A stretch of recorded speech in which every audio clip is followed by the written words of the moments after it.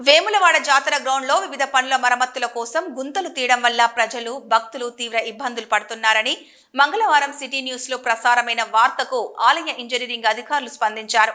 జాతర గ్రౌండ్ లో వివిధ పనుల కోసం తీసిన గుంతలను పూడ్చాలని రాజన్న ఆలయ ఉన్నతాధికారుల సూచన మేరకు బుధవారం గుంతలను పూడుస్తూ మరమ్మతులు చేపట్టారు. గుంతలను పూడ్చడం వల్ల రాజన్న భక్తులకు ఆ ప్రాంత ప్రజలకు ఇబ్బందులు తప్పనున్నాయి. సమస్య పరిష్కారానికి సహకరించిన సిటీ న్యూస్ కు ఆ ప్రాంత వ్యాపారులు ప్రజలు కృతజ్ఞతలు తెలిపారు.